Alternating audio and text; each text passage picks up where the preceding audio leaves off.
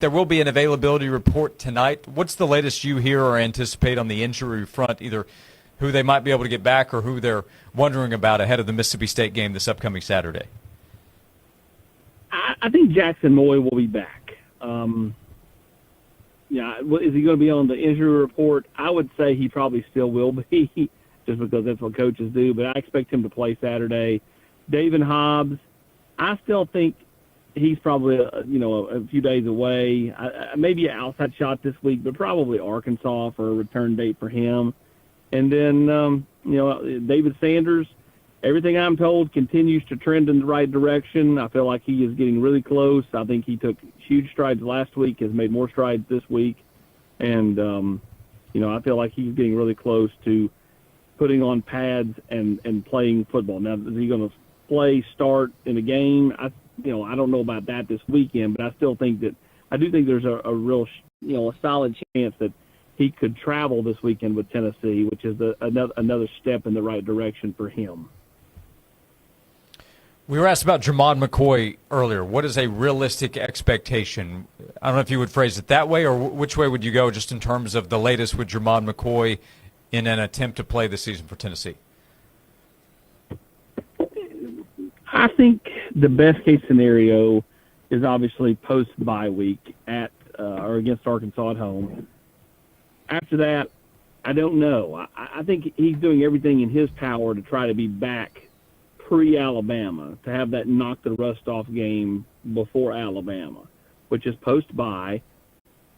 And if it doesn't happen by then I think it just boils down to when does he feel comfortable, when does the medical training staff feel comfortable in his availability. What's been the return or the talk about the Georgia game and the official visitors that were on campus and how Tennessee has come out the gates and played so far? I saw that there was a Mid-State player that decommitted from Oregon after being on a couple visits here in Knoxville. Just what's the talk with the recruits? Obviously they've got a ton of momentum with Keyshawn Bowman. That's the player you referenced, the wide receiver from Brentwood Academy. I think he just kind of got up there at Oregon this summer and kind of got caught up in the feel-goodness of it. And you look at all the uniforms, and Oregon's a flashy object, and decided to pull the trigger. He did not plan on committing while he was out there. It just kind of happened. Certainly don't think mom and dad were aware that it was going to happen like that.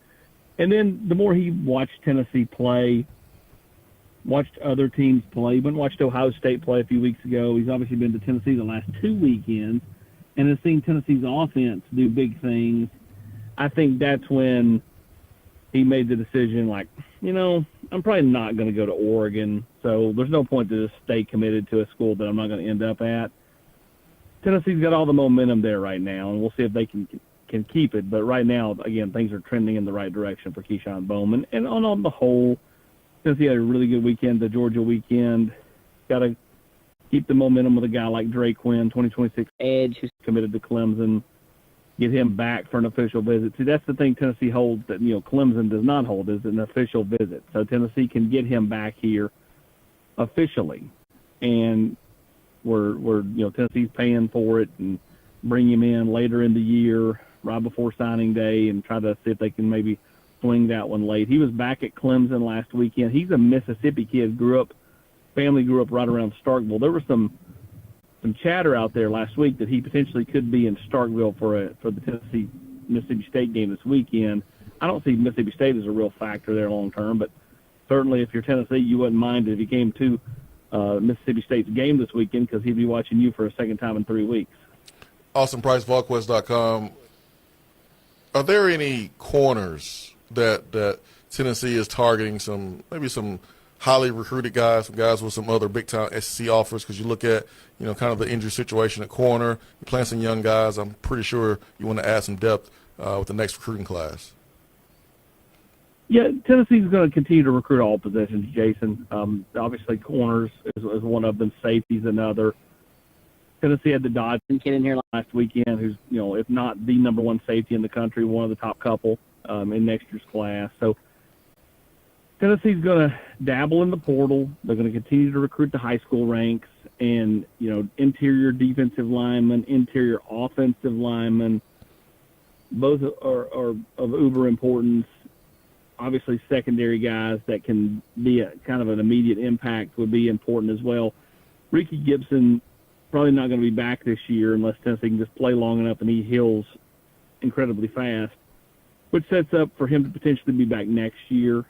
We'll see what happens with Colton Hood. I don't know if you saw today that they had a mock draft come out and they had him in the first round. So, what kind of feedback does he get? Obviously, he's had a really good year at this point. Gerard McCoy, no matter when he returns, is going to go to the NFL draft in April. So Tennessee's going to be looking for help in the secondary, but I think it'll be more along the lines of immediate impact guys, which more than likely means going to the portal, which they've had some success with the last couple of years with Germod McCoy and then, of course, Colton Hood. But, again, this new era of portal window is going to be interesting because, Nico would not have been able to go to UCLA if this was a year from now, just like Colton Hood wouldn't be at Tennessee if this was a year from now. So if you're unsure about your status at a school or you're not necessarily happy at a school, more kids are going to, I think, pull the trigger and leave because you don't have that option to kind of go through spring and see where I'm at. You don't have that. You have to go in January or you don't go at all. So